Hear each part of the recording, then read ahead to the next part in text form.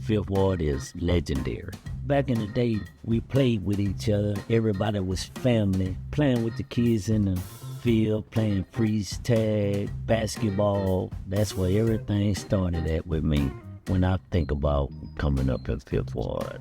The Fifth Ward community is a community that is rooted in a lot of generation of family intertwined. My grandmother went to school with his grandmother, then my uncle messed with his aunt, and then we got cousins. We all went to school together. So after you have years of that, it's a bond that's like no other. And this is where I was born and raised at, and I'm just the type of guy I never forget where I come from. I have friends still live here in Fifth Ward. I still live here. Been here my whole life. It's like Cheers, where everybody knows your name. The people in Fifth Ward are strong, we're dependable. Oh well, some of them. Oh dear. Say man, they the last people, for real, if you really want to be honest, they the last people giving Fifth Ward a breath of fresh air. I'm from here, so I know a lot of people when I see them that they might be walking around and they're in their addiction, and that's a sickness within itself.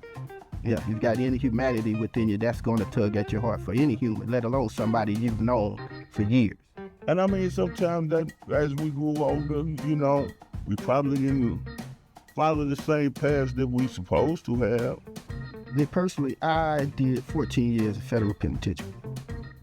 I was gone for so long. When I came back, I wasn't used to the conditions that we were living in. You grew up, what they would say, struggling. You grew up without the prep that other people had. You know, you started from, everything was started from scrap. I had to work my way up, you know, got to earn what I have today. When a person makes it out of this and success, he did come out of, for lack of a better term, what the kids say, or rappers say, out the mud. He had to fight his way out. It wasn't so easy. I grew up in a little shotgun house, welfare, food stamp. I used to go to the store as a kid and be embarrassed. Well, living in Fifth Ward is a struggle. The culture that has been labeled us as bad people, but we're not. And living in Fifth Ward is a struggle, but it ain't what you do, it's how you do it. And try to achieve to do better. You've seen so much so early.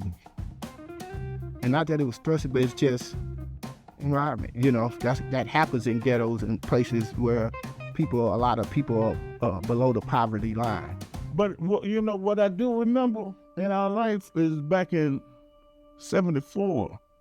That was a big explosion on the rail yard. For years, we have been tracking the fight over an area identified as a cancer cluster in Houston's Fifth Ward. City of Houston and Harris County now planning legal action against Union Pacific over creosote contamination. Because studies show the former Union Pacific rail yard that's been contaminated with cancer-causing chemicals. Fifth Ward was the most thriving African-American community in Houston in the early 1940s.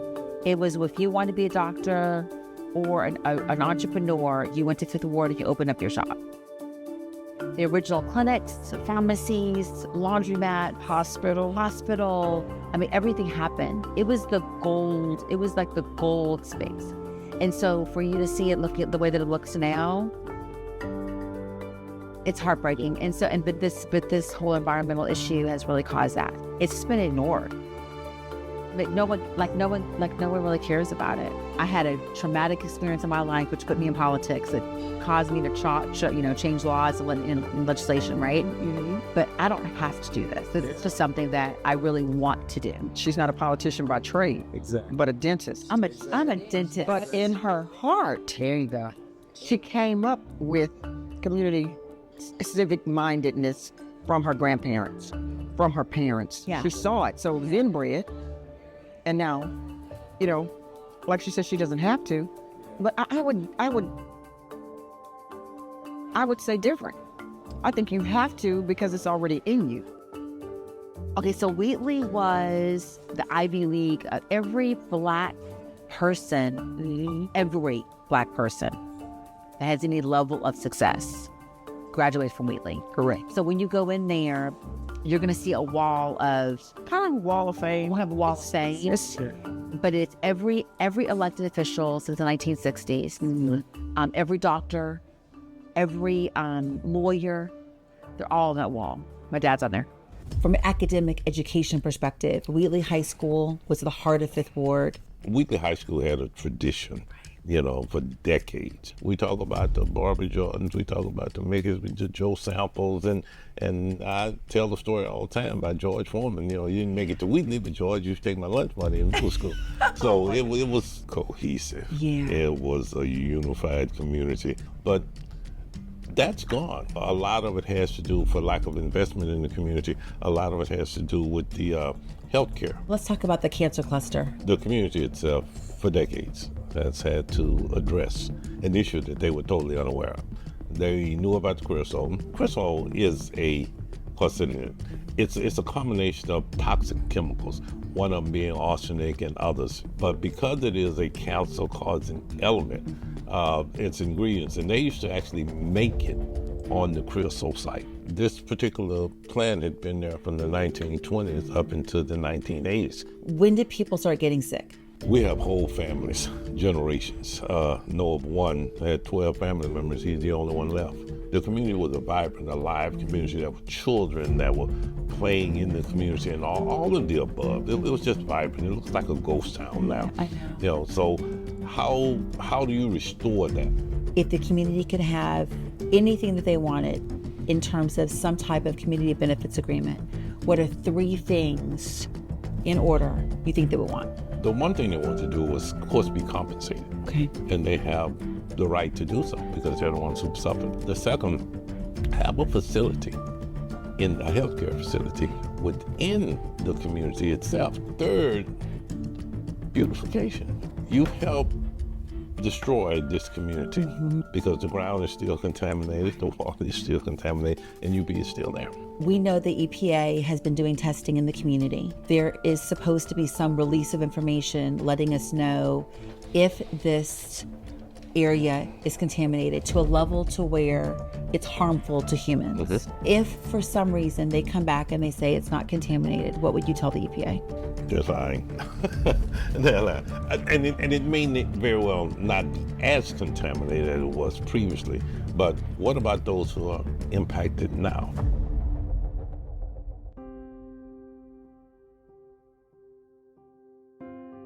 I'm a mother of 2 special needs children.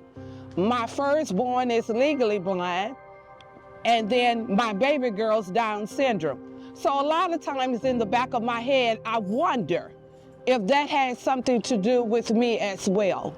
I just hope Union Pacific does the right thing and release what is due to the people here. I had a brother that died of cancer, and there's so many others in Fifth Ward that have died or still alive and battling with cancer. And it's due to what has happened in the ground. These are people with real lives, people that have worked hard for their homes, and they have struggled to pay for their homes that they have. These are not people that didn't care. And that's what we're all about here in Fifth Ward. We always strive to be a better neighborhood. We were a family. We stuck together. And when one hurt, everybody hurts. That's basically the community of Fifth Ward. I say to Union Pacific, do the right thing. This could be your mother. This could be your father. This could be your brother. This could be your sister. This could be your auntie, your cousin. And guess what? It could even be you. And we're gonna trust that the law of the land, the judges that are working on this case, the attorneys that are working on this case, that they will do the right thing.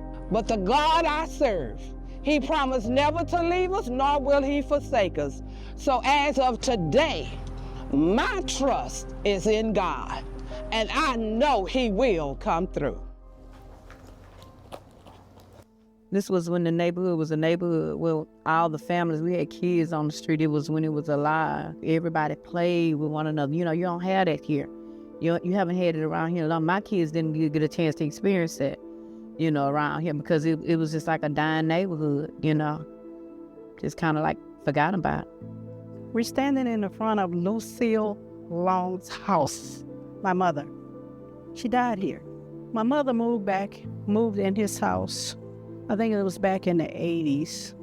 We had no idea that we was moving into a dangerous area.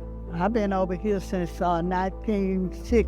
Back then, we were using electric fans in the winters because we was inhaling this stuff, chemicals, and we would have to smell that all night long, that smell, creosote. You know, my whole childhood life, I can remember inhaling, fumes, but you always had a horrible smell of the creosote. Let me tell you, the smell was awful. All down here, all on Liberty Road, it smelled like tar, creosote. So I've been told. The creosote plant was on one end. It was the end of the street, all the way back to the corner. Every house on both sides of the street had cancer in it. My dad had stomach cancer. I mean, ate him up from the top of his head to the sole of his feet. He was ate up. And my mother did the best she could do. She couldn't do nothing else. So when my dad passed away, then my oldest sister, she got sick with cancer, lung cancer. Things went downhill from there. You know, everybody started getting sick. When my mother passed away, that was it for us. They died young. Everybody died from cancer, some type of cancer. My mother was just 62 years old. I'm 67. I outlived her. So my girlfriend was taking my pulse around my neck, and she was like, "Mary, you got a knot on your neck." And I went to the doctor, took the test, and it was cancer. I was sick for 3 months. I couldn't walk or anything. I was bedridden. For me, it was just a lonely thing, because I'm like out here in this world by myself, other than my kids. It came up a whole lot of memories. I'd rather have a handful than an empty heart. All my peoples are gone. Do y'all know what a empty heart feel like? You don't think that hurt? She's not here to see her great-grands. Nobody just don't know. That's a horrible feeling. Have to cope with it. Life goes on. I miss him out, but nothing I can do about it. But live on till my time comes. I remember Southern Pacific getting in touch, trying to pay every house like $100 or $200 or something back then. And if I'm not mistaken, if I could find the receipt, I think I took it.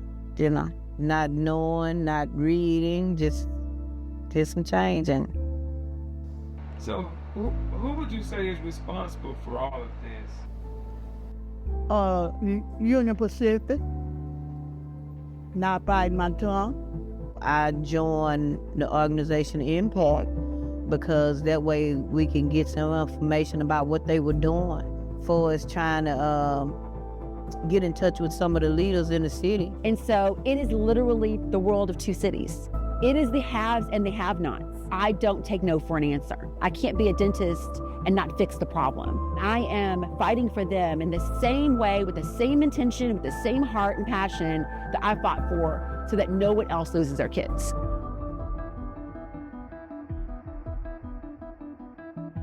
This is Evergreen Negro Cemetery. The people who were buried here are from 3rd Ward, 5th Ward, 4th Ward. They are also from different states. This cemetery was established right after emancipation, so a lot of people were fluctuating here to come and work and to help build the city of Houston. So we had rail line workers, we have soldiers, we have doctors, we have ministers, we have lawyers here. We have one of the first Black police officers with the Houston Police Department who is also buried in this cemetery. From what we know from records, it's been over 4,000 burials supposed to be in the Evergreen Negro Cemetery. I know about the cancer cluster from individuals who were living in the neighborhood. A lot of people worked in the rail yards also in the early 1900s. So it's a lot of individuals who are buried in this cemetery who are of young age, who died of significant causes such as leukemia and different types of cancer, prostate cancer. You can see in the death records that they died of different types of cancer and at early ages. Some of these individuals were older, but like this lady right here, she was only 38 years old. So it shows like the age gap of individuals and how early that they passed away at this time because maybe of the toxic ground that they stayed in in that time and did not know anything about it.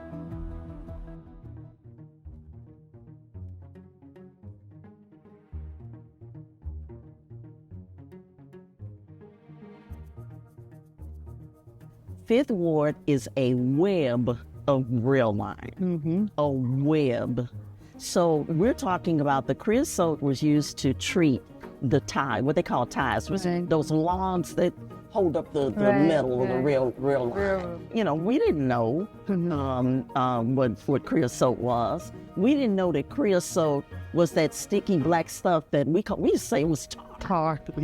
It was on all of the telephone poles, and we had telephone poles everywhere. Yeah. The exposure was not just limited to what they now call, say, the plume. Because the plume grows. The plume doesn't stay the same. It grows, and it has been growing underground for some years. And they have identified it, that it has grown, that they have discovered through the research that they are doing with the environmental agency, EPA, is that what it is? EPA? Yes, environmental protection. And then we have this CAT committee that we have out here that's working with informing the community about what's going on. Sandra Edwards is what I call the tip of the spear. Yeah, she is. And her fierceness over the past 4 years or so have been one of the major catalysts in fighting and bringing a lot of attention into the community. And because the way Sandra is, she has been she was the first person that the city of Houston approached, and she, with Dr. Hopkins, discovered the dioxin in the soil across from that rail yard. One of the most powerful carcinogens that's there known to man. Yeah. So that is what's been our superpower, has been the fierceness of the advocates that are in this community, and Sandra Edwards is one powerhouse. She's the queen of them all. Why? You're going to rip my shirt. We needed justice in Fifth Ward. It wasn't all about just the council cost. It was about the air, the water, just our surroundings, period, was damaged out here, and no one was doing anything. So I took it upon myself and 3 other people to help me to spread the word how disadvantaged we were. They had a group called Impact Fifth Ward. Sandra, and there was Lisa and Mary and my grandmother and a few other people. You know, they were doing work with Sheila Jackson Lee and going to these rallies and the creosote thing. They were been fighting this, like for a while. We pay taxes just like everybody else. We go to work like everybody else. So why do we have to be the last ones of everything? No, that's not gonna happen under my belt. They just found out that there's creosote contamination and that it was covered up by UP. We didn't know about this. My great-grandmother had been in this house since, I believe, 1950-something. People got furniture in their house, been in there for 40, 50 years. All this stuff is contaminated. When you go home, you are in environmental danger. Am I contaminated? It's kind of scary. The EPA came and put a well in on the right side, further away from the site, and then the lawyer came and put their well on this side. Once we finally got the results back, they were showing that there was like over-exaggerated levels of more than one type of dioxin. Like, it's not just creosote. There's all sorts of crap in this soil. We had gas stations up and down Liberty Road. We had clinics up and down Liberty Road. So all of them are guilty. But Union Pacific is our main one because the thing where they were cooking it was right across the street. It was coming right on into the neighborhood. Your eyes were burning and running. They'd be red. This all get out your nose, will burn your nostrils. That thing would go up your nose into your head. Like, it was bad. If I have kids, eventually they could be affected. There's children that have been dying. There's a school down the street, a few schools.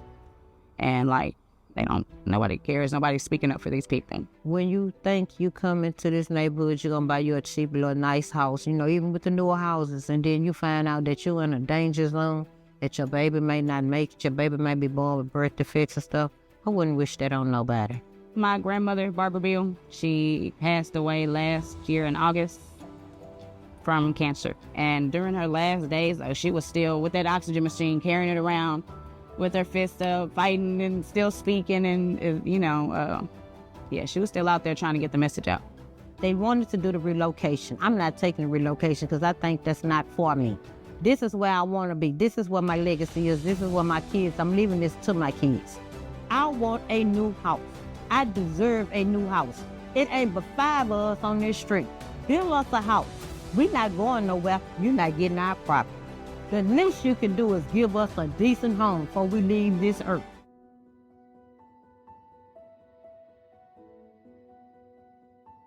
Environmental justice embraces the principle that all people and communities are entitled to equal protection. Environmental justice is basically about civil rights. So Dr. Bullard has been doing this work for over 40 years. Invisible Houston and Dumping in Dixie, those great books are the result of his early work here in the Houston area. I was getting nasty notes from publishers saying, well, there's no such thing as environmental racism. The environment is neutral. Everybody breathes the same air. No, not true. Even when you discover the facts, the science, the data, and the research, and you show the harm that's been done, it takes longer to get results if the victims are black. Black and brown people, people who are considered low wealth, low income, we are the people that tend to be impacted most. In discovery of the creosote site and the harm that's been done and nothing happens, there's outrage, but there's no results and there's no justice. And we ask how many black people must die before we get the same kind of equal protection and equal enforcement and equal results in cases like this. And too often it's too long. Those who pollute, cause harm, and create environmental degradation and problems should pay. The residents in Fifth Ward did not put that creosote in the ground. There's a pretty clear evidence as to where the creosote came from. But even knowing that, that's not enough to get justice for the community. If you or I would climb the water tower here in Houston and dump creosote or dioxin or any kind of contamination in there, we would be deemed a terrorist. We would probably be arrested, locked up, tried, and sent to jail. The companies themselves are so powerful that they can get away with murder, literally.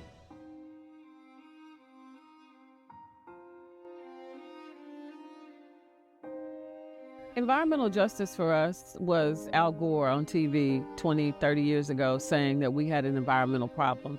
That didn't exist in our communities. We had so many other problems. We didn't talk about environmental problems. We had a group come in and they said they really wanted to work with us on environmental issues. I said, first you've got to train us on what environmental issues are. We have had so many industrial entities in these communities, not only the railroad. This is where all the garbage came. The concrete batch plants that are coming along, they are also a part of this chain of environmental injustices that we have going on. Which brings about dust and an unhealthy environment for our children. So the businesses that are created are poisoning us, and that is indicative of the railroad and the concrete batch plants and these landfills that we suffer with constantly. We talk about creosote, we had 2 of those. We were immersed in whatever was coming off that rail line. I don't care where you live in the community, you're only a few blocks away from a railroad track. Causing various types of cancer. 5 times more likely to get cancer in these communities in the whole state. Almost all the men have died of the same kind of cancer, and they lived here on Lavender. These streets that you're on, here on Lavender specifically, and 3 or 4 streets in either direction, probably a block over, for a total of about 120 homes. That property is on top of where the creosote plume had advanced to because it travels. People only go by what they see today, but it's what was there before. The brown fields. What's in the ground? We were told that they had capped it, which meant they put a concrete barrier down around so many feet. That didn't stop it from what we can tell. What the testing is indicating now, we don't know that that stopped it from moving in the water or in the air because it's also trapped in people's houses at this point. They've got a creosote dust of sorts from what they explained it to us as. Right now, the EPA, working with the county and working with the city, they're doing vapor intrusion testing right now. You know, people don't realize we're breathing in toxins that we can't see, the PM2s that you hear about. To have the EPA come in 3 to 4 years is incredible. You don't have the EPA come into your city on any issue like this in less than 10 And they've been on the ground working with us since then. So this is huge. The entire cancer cluster, the creosote issue virtually exploded after that. I've lost a cousin in 5th Ward, right down here on Los Angeles, who never smoked, never drank, and she ended up with brain cancer. And we could never figure out why. We were working with Impact, the community organization. They were working with Lone Star Legal Aid for the legal perspective. So Impact is a community organization that was formed out of concerned residents in the 5th Ward, very focused on the creosote contamination emanating from the Houston Wood Preserving Project, that a number of people had been dying of cancer. There were just a lot of questions raised by those facts, and went to the state health agency, and with the support of Congresswoman Sheila Jackson Lee, made the request to the state agency to investigate, and they did a full analysis of the demographic data for that area and found 6 different cancer clusters in the immediate area around the Houston Wood Preserving works, and definitely got people's attention, but brought in the EPA's involvement in taking closer action. But all of that stemmed out of the community's concern, and particularly the community group Impact's advocacy around this particular site. So creosote is a chemical preservative that they put on the railroad ties. Houston Wood Preserving Works. It's in the name. They were trying to preserve the wood that they were using for the railroad ties so they'd last as long as possible when they put them out there on the railroad tracks. Creosote is known to cause cancer. It looks like a heavy, thick tar that used to coat railroad ties with all the way up through the 80s. And this plant was actually in operation for over 40 years, right? There was a lot of runoff associated with those operations. There was a lot of excess chemical being sprayed, as well as it being absorbed into the ground. And that's how it ended up in the groundwater. And that's how we got the plume.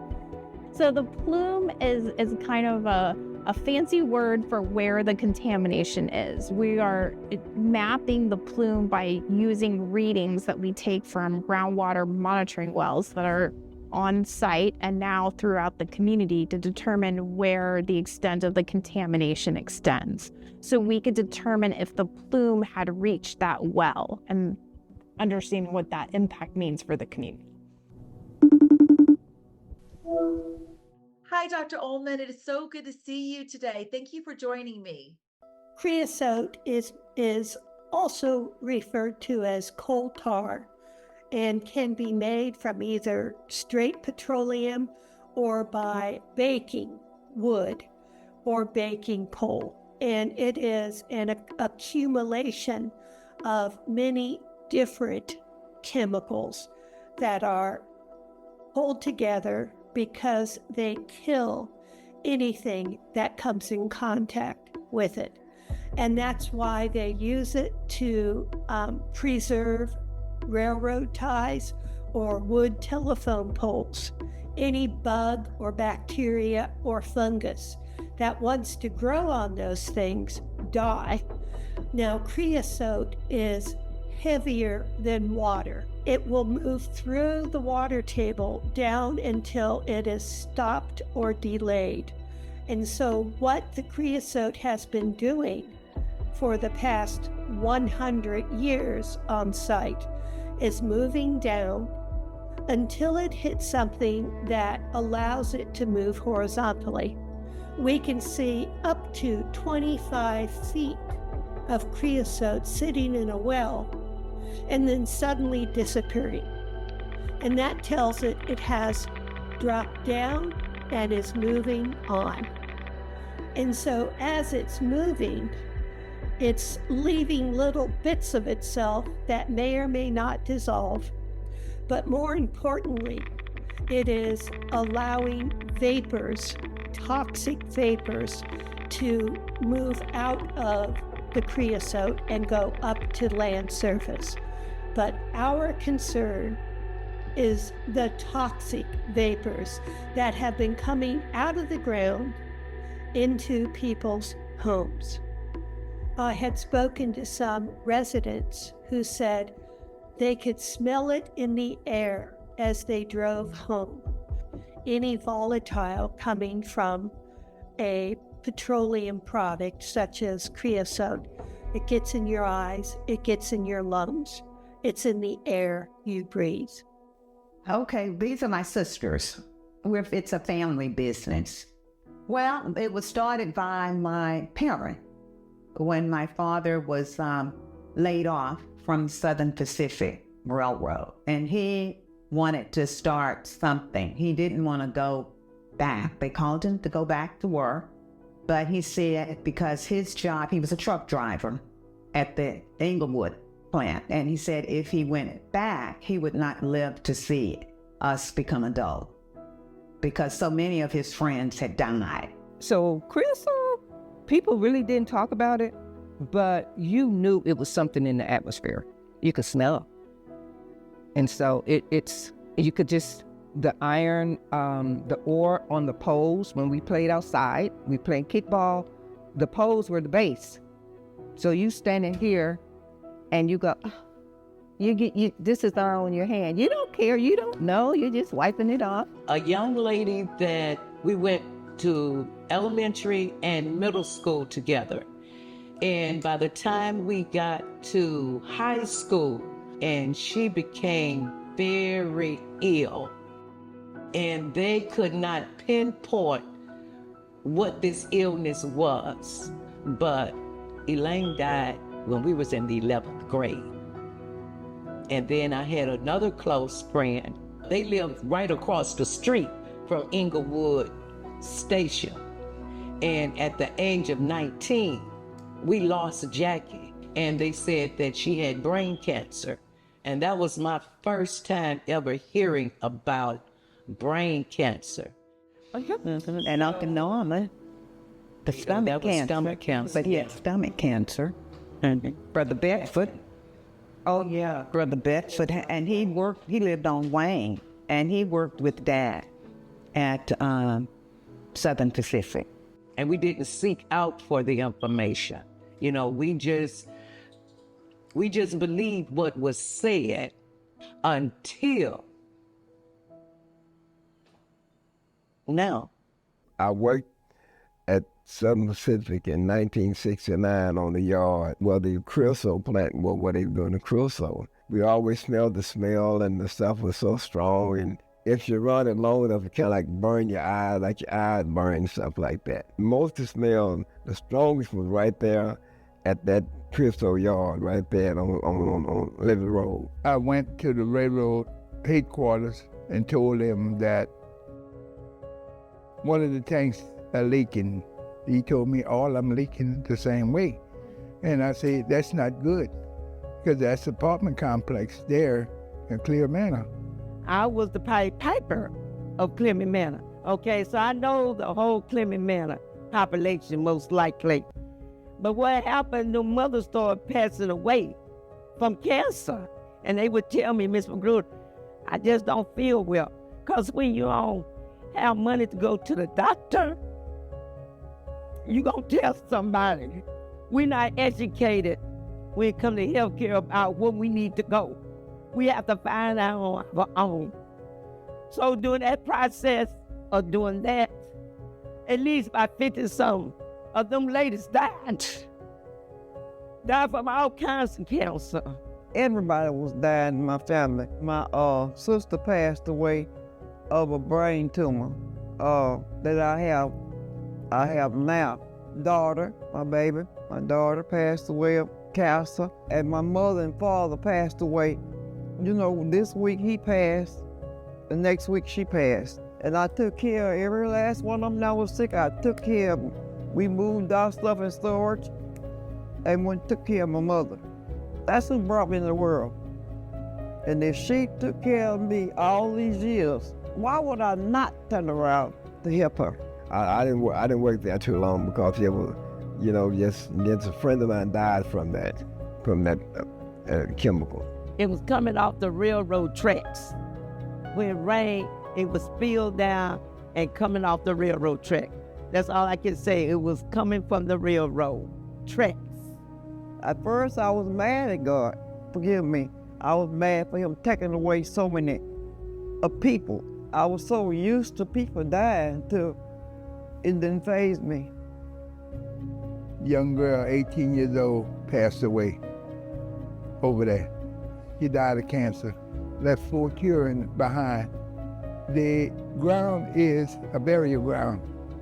A doctor told my mother at MD Anderson, y'all have something either in your water or something you eat, because everybody that comes from Clear Manor have cancer. They never educate us about anything. So we didn't never have a clue about what's going on.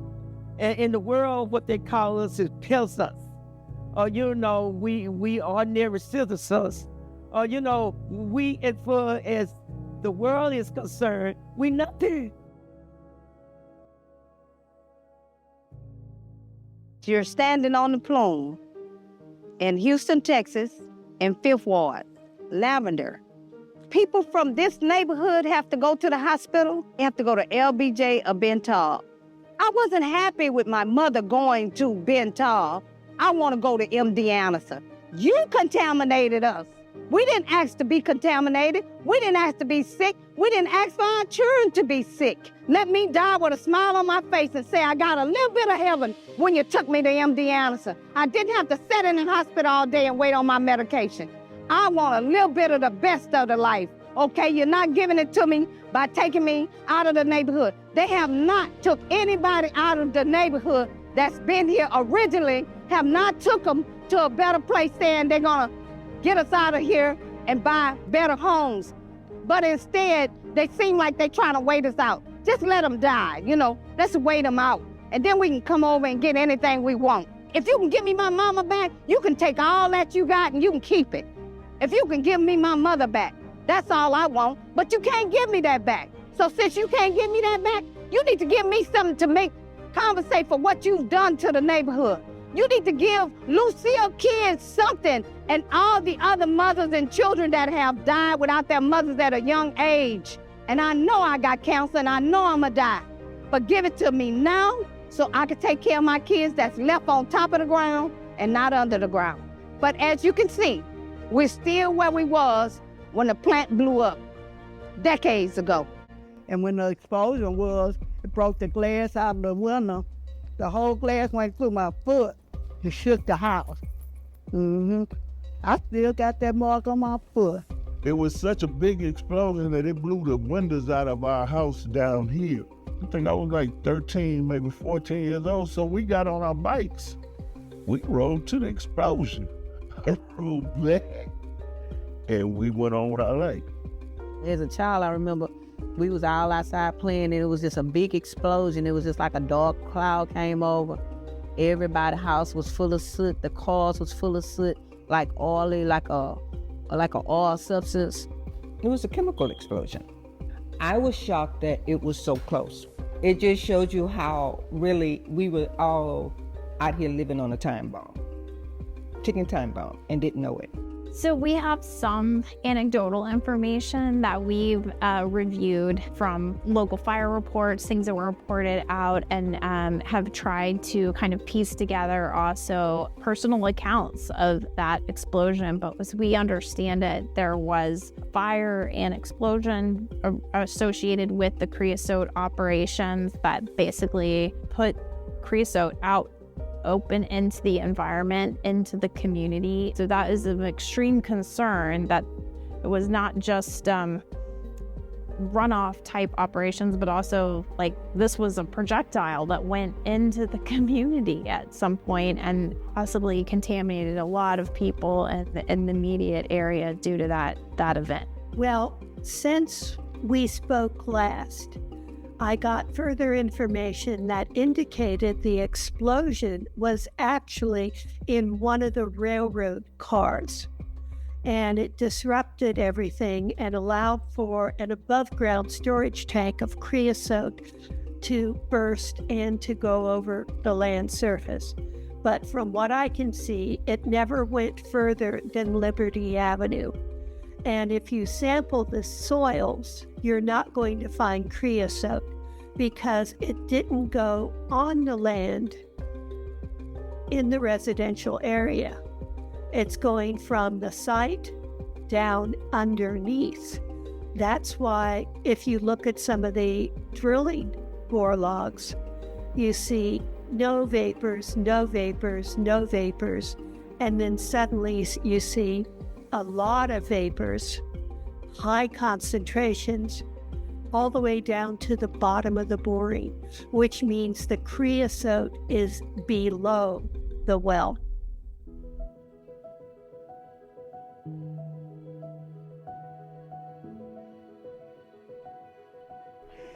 Thank you all for being here and being a part of this conversation. And so all of you are block captains, correct? Okay, and that was created a couple of years ago. And the intention of that was to make sure that the community had someone they could trust to talk to them about what was going on in the community, right? Reverend Caldwell called me up, and with that big baritone voice, he said, we need some people that live in the community that can help us. And we were very, very honored to be educated by them. We became like citizen scientists. See, I believe that I was made for helping others. And how I can help others is through Coco, being a block captain, because we get the news and we go out and we can spread the news. They have information, we have it for them, you know what I'm saying? Because we need to help people. It's like we're like the last Mohicans that need to know anything that's coming on, right? I've heard so many stories from neighbors and friends in the neighborhood saying that their parents, father, uncle, cousin, worked at that rail yard. I'm like, I want to know what's going on. And that's why I'm here, because I want them to continue coming into our area. No one is happy anymore. We're desperate and we're looking for hope. And we're looking for hope because we need medical attention in this community. So I remember the community having a hospital and, doctor's office and, just a community. So I want that back for the community, because we deserve better. If we could create a community benefits agreement right now in this room, tell me one thing that you would want to be on that list. I would want something in Fifth Ward where the kids will go and be like the children I see outside of Fifth Ward, got something to give them inspiration to get up out of Fifth Ward, to be successful. It offers them is violence. That's all it offers for kids in this neighborhood is violence. And they shouldn't have to go through that. See, we had pretty much a Black Wall Street coming down Lyons Avenue. The greatest Americans grew up walking up and down Lyons Avenue and living in the various neighborhoods. We're talking former heavyweight champion George Foreman. We're talking about the late Barbara Jordan. We're talking about Mickey Leland. And they did it with used school books. You take what was at that time a predominantly African-American community that was built around industry and being able to work working class people, and you let it deteriorate. You start taking bits and pieces, and we will not be moved. We will not go down without a fight. We demand to get the same type of resources and services that other communities seem to always get instead of us. So keep playing with us, but understand you messing with a dragon, a fire-breathing dragon.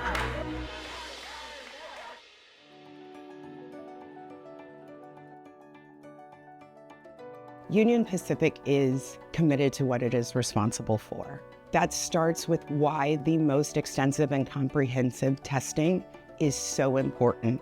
We hear about a complex industrial history.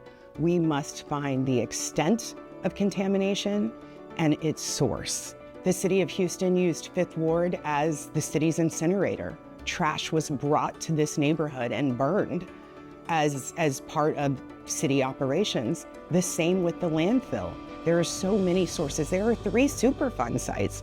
The Houston Wood Preserving Works site is not a Superfund site. Union Pacific acquired the property as part of a merger with Southern Pacific Railroad, which was in 1997.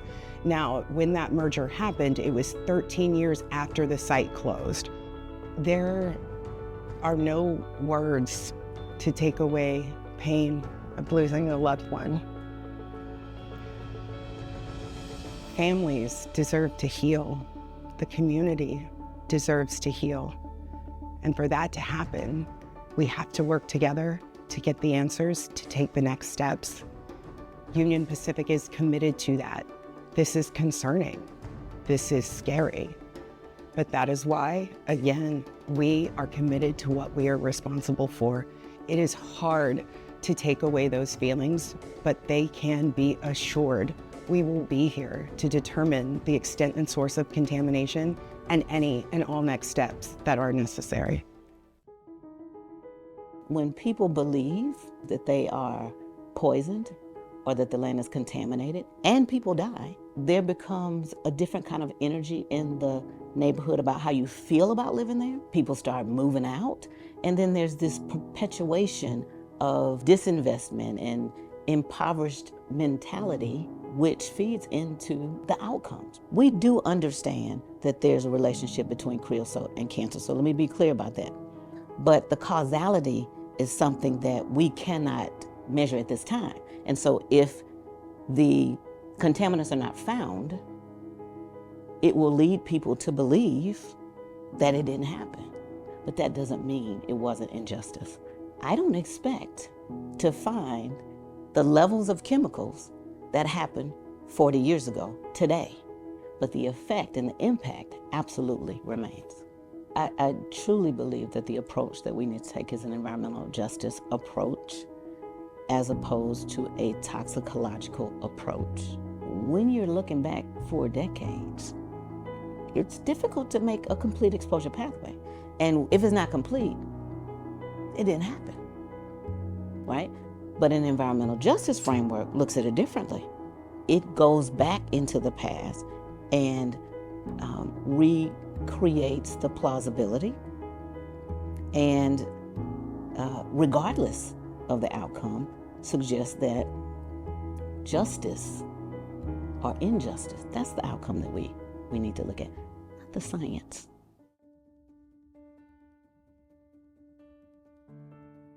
EPA is the Environmental Protection Agency. Our mission as an agency is to protect human health and the environment. The work that EPA is currently doing in the 5th Ward related to the Houston Wood Preserving Work site is to oversee an investigation to determine if there is residual contamination from that former operation that has migrated into the neighborhood. EPA negotiated a legal agreement with Union Pacific, and that legal agreement was signed by EPA and Union Pacific in late February 2023. There are just so many unanswered questions for people that live here. A lot of them are related to their health. And so that's taken time. We did start sampling in November of 2023. The last day for residential soil sampling will be November 15th. By the time we get into December, all of the field work, all of the actual sampling will be completed. We did this initial round of vapor intrusion sampling where we sampled soil gas, shallow groundwater, sanitary sewers, and storm sewers. So what we did see was there was in all 4 of those types of sample locations, we did see some exceedances of EPA's screening level. As we are tracking those vapors, we are looking at a benchmark to see whether or not, if those vapors are there and do move into a structure, could they pose a potential health effect. But there were a few locations that did exceed EPA's vapor intrusion screening levels. We then directed Union Pacific to do a second round of vapor intrusion sampling. All of that data is still pending. We haven't gotten all that final validated data yet. And so that'll tell us more.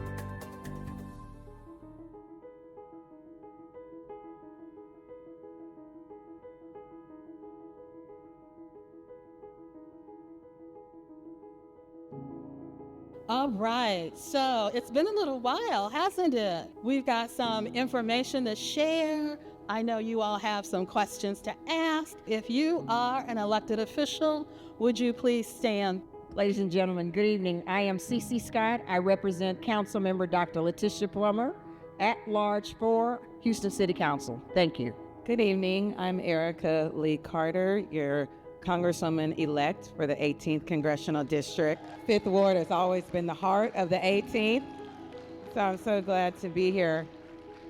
For you and in memory of my mother, the late great Congresswoman Sheila Jackson Lee.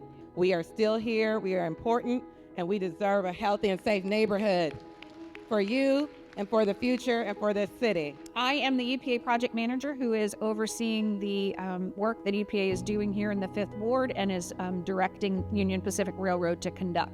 During the time of the operation of this plant, for the majority of the life of this plant, it operated before we had environmental laws, but that has led to where we are today. There is soil and groundwater contamination related to that former creosote operation. That's what EPA is doing here today. Our role is to direct and oversee the work that Union Pacific is doing to investigate creosote contamination in the neighborhood nearest that former creosote plant. We just recently finished the warm weather vapor intrusion sampling. All of that data will be used in a risk assessment. We do this investigation because the way that you could come into contact with those chemicals is if they're vaporizing and they're moving into the structures and they're collecting in indoor air. The results for all of the neighborhood residential soil sampling are still pending. The very last day for sampling is November 15th. And then EPA will be using all the sampling results from all 4 of the investigations to determine is there a risk from creosote contamination. My husband just was diagnosed with cancer and kidney in Denver Harbor. He had to get his kidney removed. He grew up in Denver Harbor and we live there. I see that your deadline is November 15th. Who came up with that deadline? And is it fair and equitable? What is it gonna take for y'all to include these forgotten communities? I'm very sorry to hear about your husband, but you have to start somewhere. And it makes the most sense to start closest to where the former creosote plant was. Your first question was about the November 15th deadline. You have to have a stopping point, otherwise you never get to a decision. It's time to stop all this. How many people y'all think when y'all come back that's in this room, that's from 5th Ward, Cashman Garden, or wherever, gonna be here? Not many. So what y'all doing, waiting for us to die? I was diagnosed at LBJ with stage 3, grade 3 adductive invasive ductal carcinoma in the city. I had a radical mastectomy. My husband has prostate cancer. I'm fighting for my husband, and I'm fighting for myself. We really do need answers, and my question is, what's gonna be done for the people? Let me say I'm so sorry for you. I mean, that's heartbreaking. My mom died of brain cancer, so I know how heartbreaking cancer is. We are not going to solve all of the problems in the 5th Ward, all of the health concerns. We're going to answer one piece of the puzzle, and that is there contaminants related to that former creosote plant that people today are being exposed to that could be causing a health problem for them? My husband, too, has multiple myeloma, which is bone cancer in his back. All the people along that rail line that we know of instances where people have died of cancers, we reached out and contacted people to let them know, Houston, we have a problem. We have lived through some stuff here that have contaminated us, our lungs, and we didn't know what was going on. But I knew as a child something wasn't right. It didn't start now, it started back then. I don't have a time machine. I wish I did for lots of reasons in life, but I don't have one. All I can do is take samples today and see what that tells me. What is that science? What does that data tell me about what's happening today?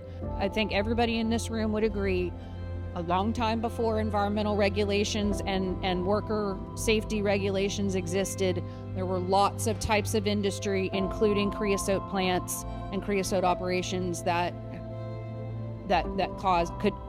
people were exposed to the creosote every day, all day long when they worked there, and the way that the creosote was disposed of and dispersed. So nobody's going to argue that in this room.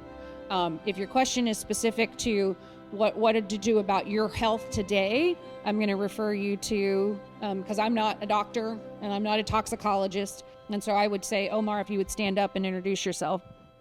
As limited as these occurrence of cancer assessment reports that we produce are, in other words, they're not saying much, it was enough to get the attention of the EPA. There are frustrations in the community, as would be expected and very understandable. Every day or every year, somebody is passing. It seems like they're here taking pictures to see how many gonna be here next time. There were a lot of concerns, and a lot of people who were here today were victims and were affected by the actual cancer clusters. The train not only is in that area, it travels through the whole community, so the whole community is affected by the creosote. People are still suffering from what happened back then. Matters what you finding now and what you ain't finding now. People have been hurt. People are still dying from what happened back then, when it was contamination, when y'all didn't have sense enough to do some testing and save people. So miss me with the bullshit. The reason why I'm actually here today is because the story that's near and dear to my heart is the cancer clusters that have been discovered. I have family that are struggling with cancer that live in the area. I want to uncover the truths of the people living in this community. For this to be happening for so long and for work to just now be done, it's concerning. We came tonight hoping to hear some results. We didn't really get all that information. Also learned that not all the properties that we know to be contaminated in these certain zones are even going to get sampled, which means we're going to have less information at the end of the day as to what the extent of the contamination is in the area. I'm here because so many have been fighting and unfortunately dying. I think there were some unanswered questions. How hard is it to say, well, we found 10 stormwater drains that had contamination? If you have a number, just say it. That's the transparency that the community deserves. To Fifth Ward, you know, you don't have to be patient. I know when you have seen your neighbors, your family members die, their lives meant something, and obviously you can't bring them back. So the fight that you have, I admire you so much, and I want to get more people to join you, and I just thank you for persevering and making sure that this issue stays on the forefront. It is on everyone's mind. It should never go away until we have a healthy, vibrant land here in Fifth Ward again.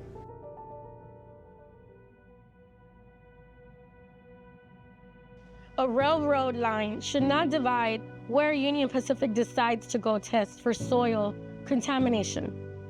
These people that are coming in and out, they don't even know what this is about.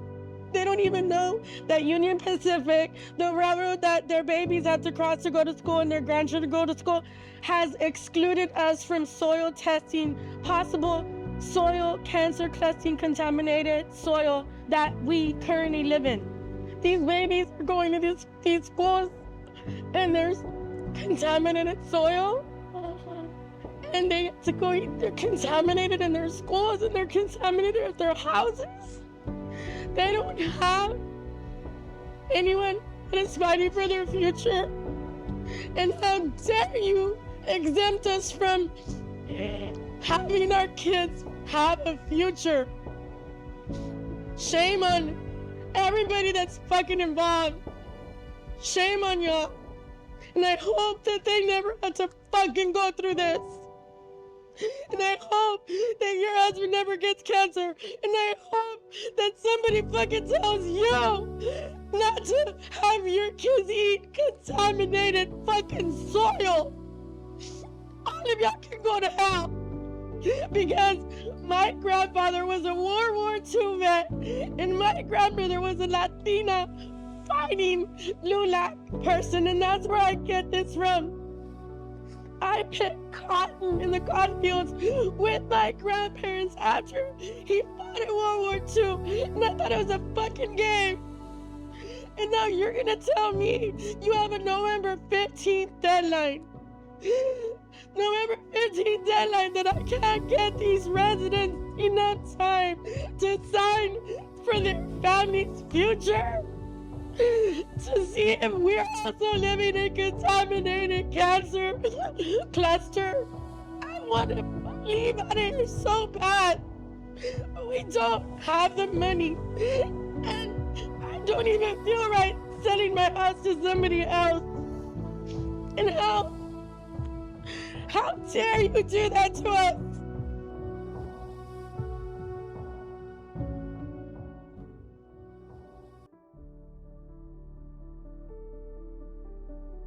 So my grandmother actually got this certificate of recognition from the city, from Councilmember Plummer and from CC. It's basically just thinking about her resilience and how she started the Impact Community Group And even though she passed, that she'll still be remembered. And I just thought that at her funeral to get that, it was an honor to have my grandmother being recognized by the city for some things that she did. You know, I know she definitely wants justice for everybody, for what's going on. I'm just one person, but I mean, for right now, all I can do is kind of get the story out and keep being her voice. They promised to do this and they say they're gonna do that. Nobody have did anything. Even with the relocation, that's just been on hold for now. Don't give people lip service that you're going to do something for them, and basically you've done nothing for them. They keep trying to convince us that they care. When you do something in this area that's constructive for us, then I know you care. The proposed remedies that have been put forward by Union Pacific, one of the things we're trying to do is make sure it's a good option. We will not stand by idly or sit by idly and allow big business corporations, whatever, to destroy. I'm hopeful and I have faith. But as my grandmother told me in Sunday school, faith without work is what? Dead. So we've aligned with Egality and Acclinate to allow us to do two things. Number one, we're going to show you what's available to you. If there are trials, how do we make sure that people of color get the best trials for them? What does it look like from economic development? How do we create the relationship and understanding that UP is a partner in this community? And what can they do from a community benefits agreement to ensure that the community has what they need? And then once all of that is done, how do we bring back Lyons Avenue? How do we bring back Black Wall Street? How do we let people know we are open for business in Fifth Ward? We are ready to rejuvenate the community and have our babies running down the street playing kickball. We know that the way that where you grew up maybe wasn't the most ideal situation, but we are going to change that for you. 4 years ago, we started Acclinate with the sole purpose of helping educate and empower people to take control of their health. Through Acclinate's now included platform, we go into communities and allow people to share their stories because we understand that through the shared lived experiences, change happens. People want change in these communities. And everyone has some story about either a health issue that they've had or a family member or friend. That's the reason why we do this work.